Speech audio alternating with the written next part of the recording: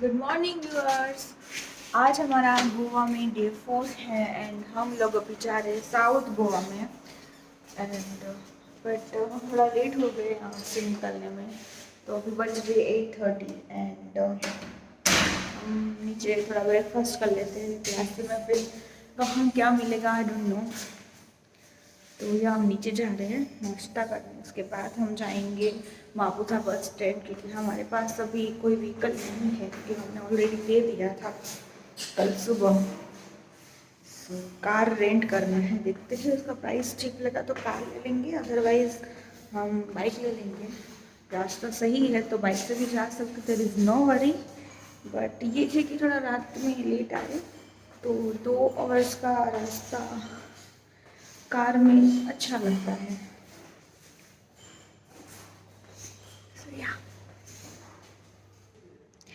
And yes guys, कल हमारा 6 month wedding का कंप्लीट हुआ है, तो उसकी सेलिब्रेट करने के लिए मैंने एक ऑलरेडी वीडियो बनाया हुआ है जो कि मैं आज अपलोड करूँगी, यानी कि 30 दिसंबर। सो या, तो please do not forget. I hope कि ये वाला व्लॉग मैं जल्दी आप लोगों के साथ शेयर करूँ। एंड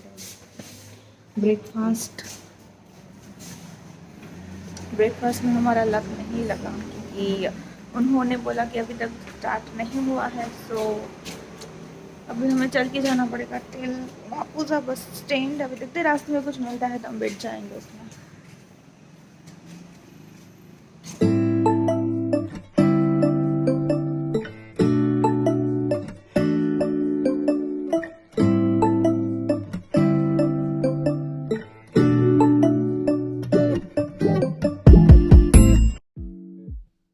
बहुत मुश्किल से एक व्हीकल ढूंढा हमने, बहुत जगह पे गए और नाश्ता भी कर लिया एंड फसीनो मिला है हमें कुछ 2000 में 3 दिन के लिए। आपको गोवा में आए हैं तो आपको बार्गेनिंग तो भाई फुल करना पड़ेगा, अदरवाइज़ आपको गुड डील नहीं मिलेगा। तो या हम उन्होंने बोला था 2100 रुपीज़ एंड फिर हमने परचेज़ किया 2000 रुपीज़ में।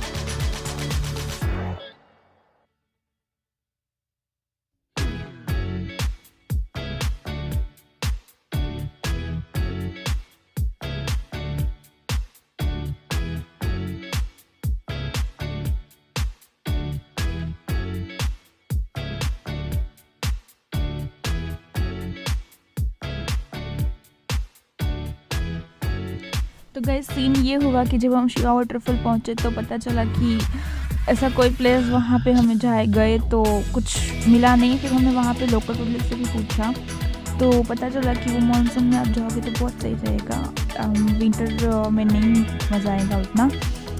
तो वहाँ पे थे काबू दे रामा फोर्ट, तो फिर हमने सोचा कि वहाँ पे नहीं जाते क्योंकि बहुत सारे प्लेसेस थे बकेट लिस्ट में, तो वो विज़िट करना था, तो अगोंडा बीच जाना था। बट प्रॉब्लम ये हुआ कि जब हम वहाँ पे पहुँचे तो शिवा वाटरफॉल का जो मैप का रास्ता रहता है वो बंद हो गया, एंड हो गया। एंड आइडिया एंड एयरटेल का नेटवर्क कुछ में नहीं चल रहा था, तो मतलब नेटवर्क ही नहीं था, नो सर्विस, तो किसी को कॉल नहीं लग सकता, कुछ नेट नहीं चल रहा था, कुछ भी नहीं हो रहा था। तो अगोंडा बीच जाना था, मालूम नहीं था रास्ता कहाँ से कहाँ जाता है, पूरा जंगल एरिया था, दोनों साइड खाई वैसा वाला रास्ता था। तो हम तो फिर ऐसे ही चले गए, साथ तो सीधा ही था। तो फिर हाफ पे पहुँचे तो नेटवर्क आया, उसके बाद हमने फिर वापस सर्च किया अगोंडा बीच का रास्ता।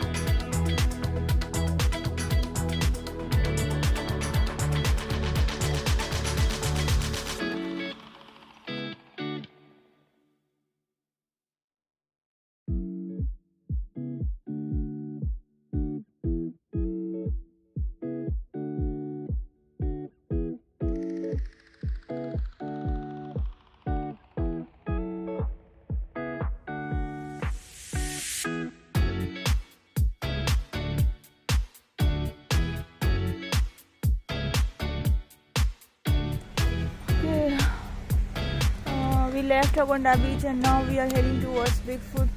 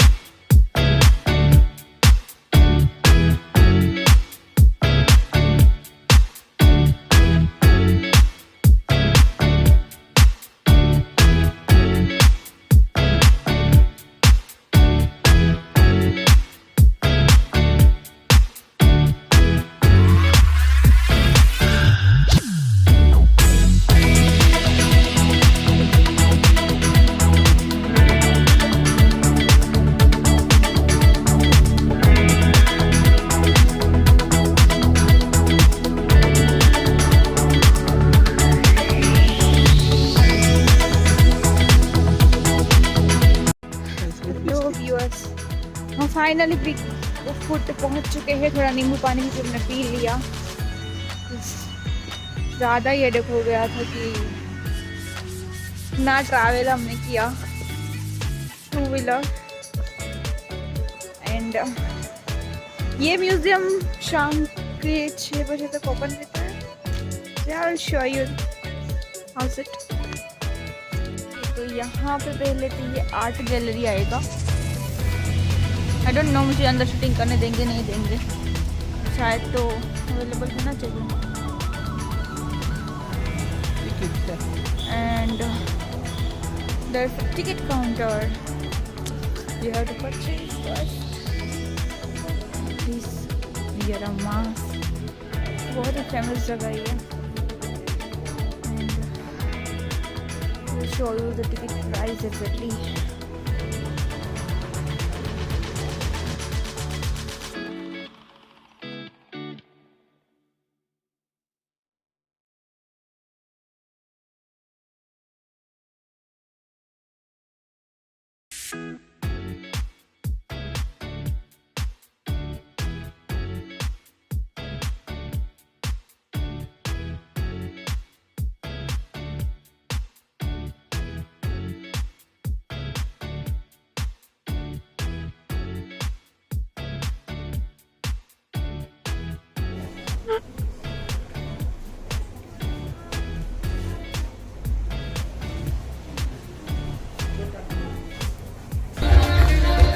audio is started. It's a two language, Hindi and English. Ancestral Goa में आप सभी का स्वागत है। इस जगह को बिगफुट भी कहा जाता है। यहाँ पर सैकड़ों साल पहले एक ऋषि ने तपस्या करके देवताओं को इतना प्रसिद्ध किया कि उसे सीधे स्वर्ग में उठा लिया गया। इस व्यक्ति के पैरों के निशान यहाँ पाए जाने के कारण ही इस जगह का नाम बिगफुट पड़ा। 2 दशक पहले जो गोवा का चित्र था उसे एंसेस्ट्रल गोवा में आपके लिए दर्शाया गया है। आपके पीछे मुख्य प्रवेश द्वार के ऊपर जो कपड़ा है वो पंखे के रूप में इस्तेमाल होता था। खंभे से बंधा हुआ यह गाढ़ा कपड़ा एक रस्सी से हिलाया जाता था। हवा में हलचल होने से शीतल वातावरण बनता था। सामने आपको एक पालकी दिखाई देगी जो जमींदारों के परिवहन का साधन था। मालिक और मालकिन पालकी में बैठते और 4 समर्थ शरीर वाले परिवार पालकी को अपने कंधों या सिर पर उठाकर चलते थे। आपके आगे जो तस्वीर है वो संत मीराबाई की मूर्ति की है जिसे केवल एक ही लैटराइट के पत्थर से तराशा गया है। एंसेस्ट्रल गोवा की अवधारणा करने वाले श्री महेंद्र आंगर्स ने अकेले ही पारंपरिक औजारों के माध्यम से इस मूर्ति को रूप दिया। इनके परिश्रम और प्यार से बनी इस मूर्ति को भारत में एक ही लैटराइट के पत्थर से तराशी गई सबसे लंबी मूर्ति होने की मान्यता मिली है। अब कृपया बाहर चलकर सदियों पहले के गोवा का दृश्य अपनी आंखों से देखें। इस खास तैयार किए गए डांसिंग के साथ आगे बढ़ेंगे। आपको साउंड सिस्टम के माध्यम से जानकारी दी जाएगी। ध्यान से सुने और आपसे अनुरोध की गई जगह की ओर आगे बढ़ें। धन्यवाद।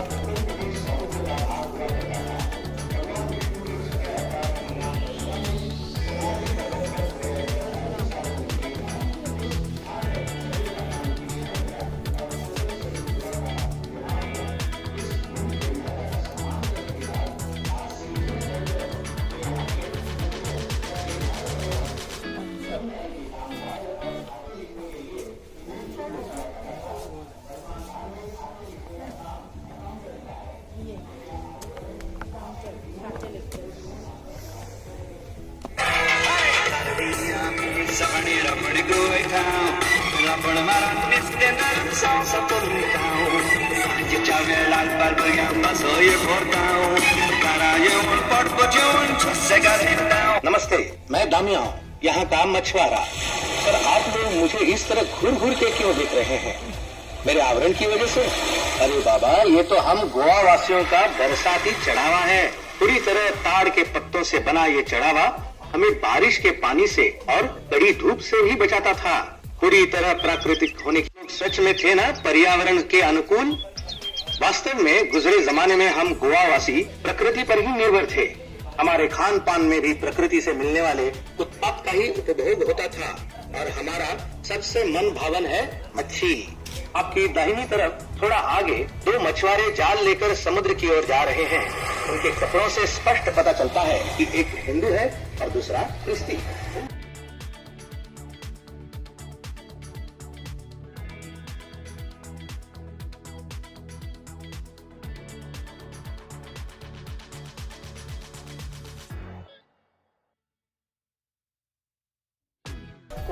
पिट्टू का नमस्कार।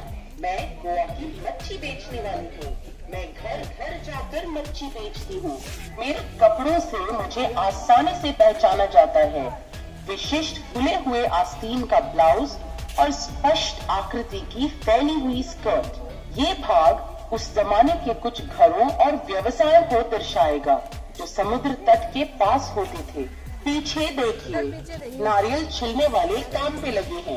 इस आसान से उपकरण को पूजड़ा कहते हैं, जिस पर छिलकर नारियल को मंडी में बेचते थे। नारियल की जटा से धागे और रोल बनाकर उसकी अलग अलग वस्तुएं बनाई जाती है, जैसे कि चटाई वगैरह। यहाँ अलमारी में कुछ उपकरण और औजार रखे गए हैं जिनका उपयोग नारियल पेड़ से तोड़ने, तार से राफ्टर्स बनाने और बाकी कामों के लिए होता था। थोड़ा आगे उस धोनी की मछुआरों की झोपड़ी है जो समुद्र के तट पर होती थी। जोरदार हवाओं को झेलकर भी खड़ी रहने वाली ये मजबूत झोपड़ी पूरी तरह नारियल के वृक्ष से मिलने वाली चीजों से ही बनी है। मछुआरों का सारा कामकाज इसी झोपड़ी में होता था। देखिए, उनके द्वारा इस्तेमाल होने वाले उपकरण जैसे नाव की दान, लंगर और जालों को सीने के लिए इस्तेमाल होने वाली खास लकड़ी की सुई। मछुआरों के संरक्षक संत अंथनी की तस्वीर प्रधान रूप से झोपड़ी में प्रदर्शित है। संत अंथनी की देह आराधना करने के बाद ही मछुआरे समुद्र में प्रवेश करने का साहस करते थे। कृपया कुछ सीढ़ियां चढ़ के गाँव के अंदरूनी भाग का नजारा देखें, जहाँ किसान और खेतों में काम करने वाले मजदूरों का बसेरा था।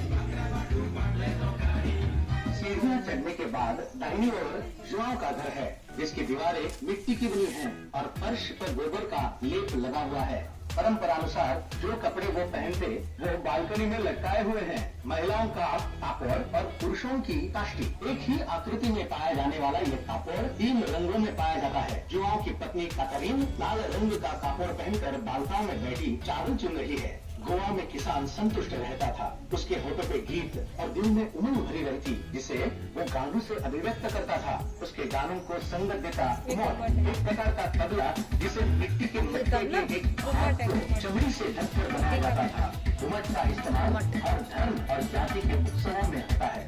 ऊपर आपकी बाई ओर बड़ी पेपर मार्टिन है, जो नारियल के पेड़ पर चढ़कर उसका अंश निकालता है।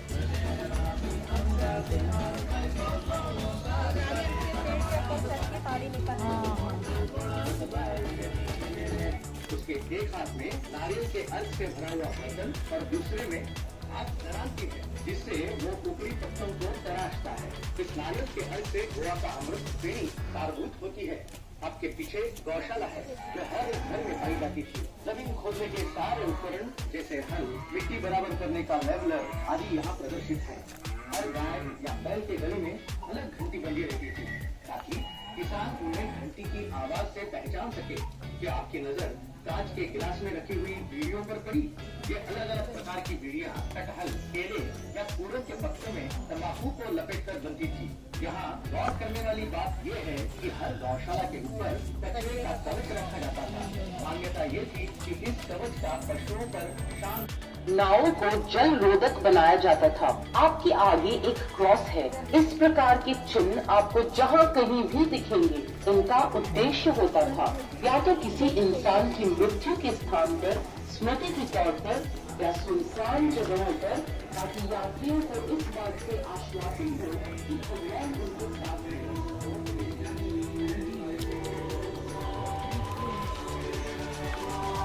ये बेसिकली दारू कैसे बनाते हैं पहले के ज़माने में, वैसे उसका वीडियो था।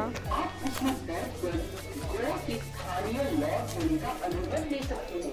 चाहे चाहे तस्वीरें भी खींच सकते हैं, लेकिन कृपया शीघ्र उठाते हैं, क्योंकि आपको कुछ नहीं मिला।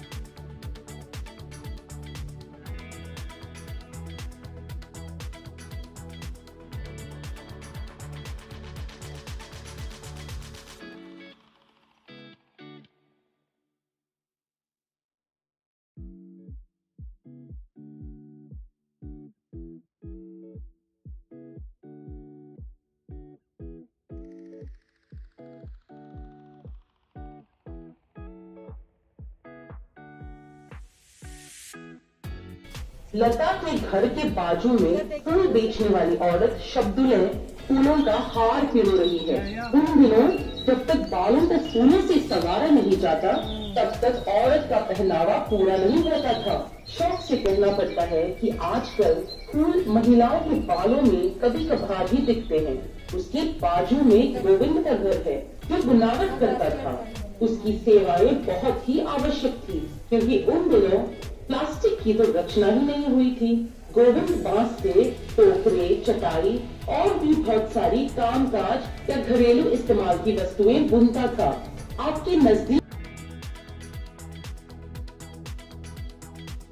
आगे है मारियाज हाउस। कि संगीत गोवा वासियों के हृदय में दौड़ता है। जैसे कि आप देख सकते हैं बाएं सिरे पे मिस्त्री या गिरिजाघर गायक दल के उस्ताद अपने घर में प्रतिभाशाली बच्चों को विशेष क्लासेस दे रहे हैं। उस समय सर्वाधिक अभिमान्य बाजा वायलिन भी था। वायलिन इतना लोकप्रिय हो गया कि भारतीय शास्त्रीय संगीत में उसे अंगीकृत किया गया। मिस्त्री के घर के ठीक ऊपर आपको एक सनडायल या धूप घड़ी दिखाई देगी। अगर आप सही भौगोलिक वक्त चाहते हैं तो अपनी घड़ी को सही कीजिए। मिस्त्री के घर के बाजू में ताबाकारिया या तंबाकू घर है। तंबाकू का व्यापार प्रमुख उद्योग था, इसलिए तंबाकू घर हुआ करते थे। इन तंबाकू घरों से ही गोवा में डाक संबंधी सेवाएं शुरू हुई। इस बड़ी दीवार को फॉन्ट कहते हैं, जहाँ झरने का पानी नहर से होकर इसकी बात कर रहे हैं फॉन्ट की। नेपच्यून के मुंह से निकलता है। वो था म्यूजिक स्कूल और तंबाकू। वहाँ पे है क्लॉथ शॉप। हमारे घर में आपका स्वागत है। हम हैं जैना मरिया। अभी बात कर रहे हैं जमींदारन। यहाँ हम अपने पालतू कुत्ते जिमी के साथ बालकनी में बैठकर अपने बागीचे के नजारे का आनंद उठा रहे हैं। हमारे वस्त्र विभिन्न संस्कृतियों का मेल मिलाप है, जहाँ पुर्तगालियों के उपनिवेश हुआ करते थे। हमारे बालों की शैली जापानी है। कुर्ता चीनी ट्यूनिक या चुस्त जैकेट का आशोधन है। हमारा लहंगा दक्षिण पूर्व एशियाई में कमर पर पहने जाने वाले वस्त्र सलोन का अनुकलन है और उसे थोड़ा सा भारतीय टच देने के लिए हमने कंधे पर दुपट्टा ओढ़ रखा है। हमारे घर के स्तंभ के नीचे की चौकी ऊंची है और ऊपर चढ़ने के लिए कई सीढ़ियां हैं। इससे घर को बुलंदी मिलती है और बाकी पड़ोसियों को बैठकर गपशप उड़ाने की जगह भी। आप देख सकते हैं कि थोड़ा हमारे घर की रसोई घर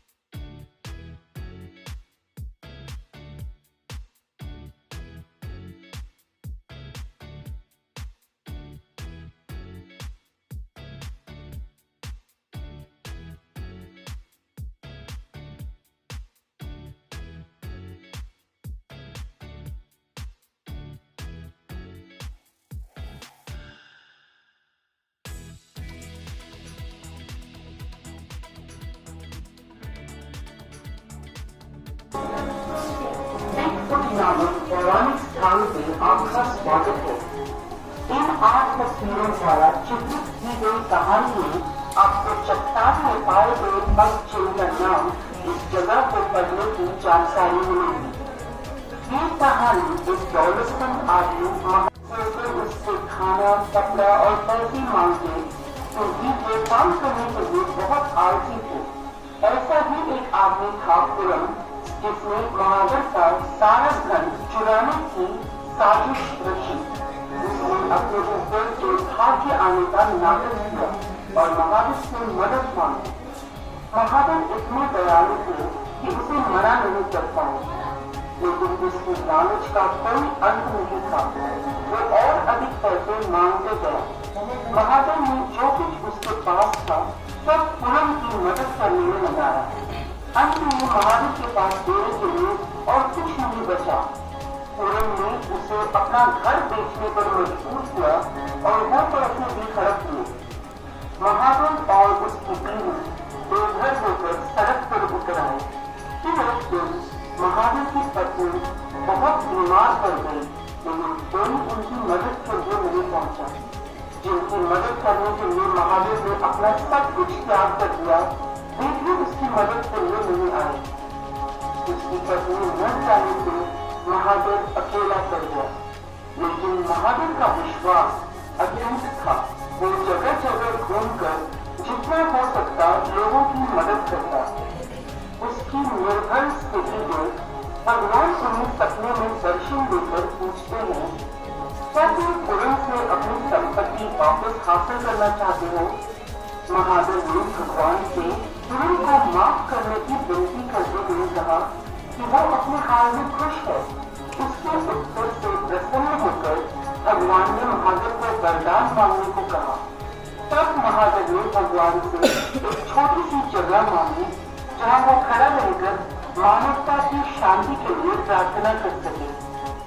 महादेव की अधिक परीक्षा लेने के लिए भगवान ने उन्हें एक गर्म चट्टान दिखाई। महादेव राजी खुशी उस चट्टान से एक पैर पे खड़ा हो गया और कई सालों तक प्रार्थना की।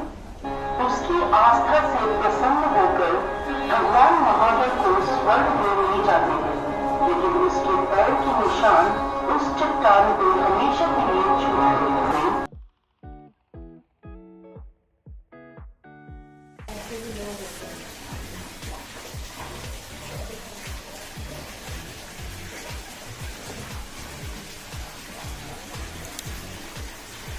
Bigfoot.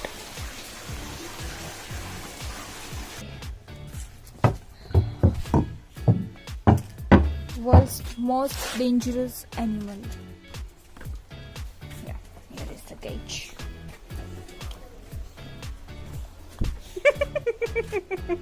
This is us. World's most dangerous animal. Seriously, yes, it's a human being.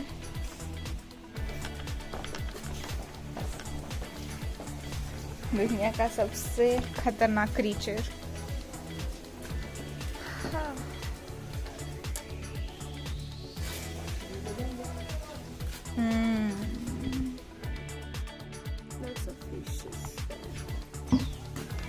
छोटी छोटी, कल बड़ी वाली देखी थी।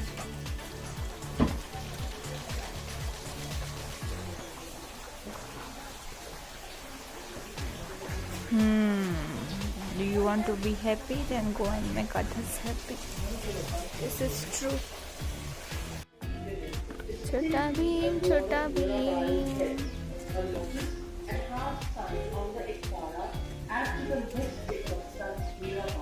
This work has been cited in the Limca Book of Records as the longest flat-fed sculpture in India in 1996. तो वो जो आगे देखा था ना मीराबाई का, ये है। And Guinness World Records as the biggest laterite sculpture. The Indian Post has released a special photo with Sant Mirabai.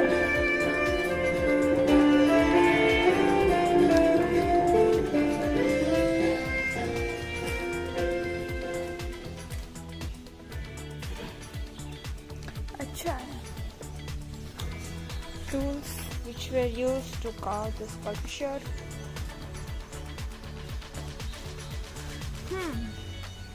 Cool, चलो।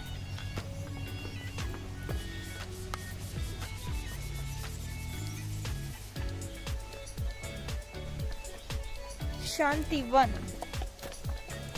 क्या है शांति वन? टाइटल बैग, शांति वन। अच्छा,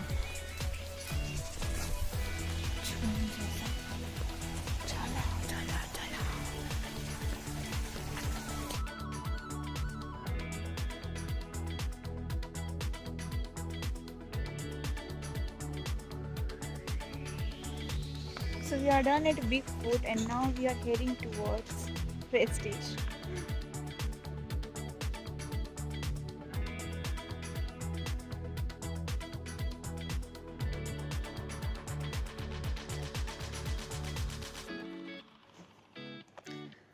हेलो गाइस, हमने कलंगट बीच में थोड़ा टाइम स्पेंड किया। वहाँ पे शेक्स बहुत सारे थे जिसमें डीजे चल रहा था। हम वहाँ पे जस्ट गए एंड घूम के वापस फिर बीच के पास किनारे पे जाके बैठे क्योंकि वहाँ पे हमें बहुत रिलैक्स फील हो रहा था। एकदम पीसफुल एनवायरनमेंट वहाँ हमें लग रहा था और बहुत अच्छा एनवायरनमेंट में हमने थोड़ा कामनेस फील किया। एंड बस फिर हम वापस होटल में आ गए हैं एंड नीचे खाना ऑर्डर किया था हमारी होटल में। हर्षा भी खाना लेके आए हैं। सो आज का ये वाला व्लॉग मैं यहीं एंड करती हूँ। I hope guys you enjoy my video.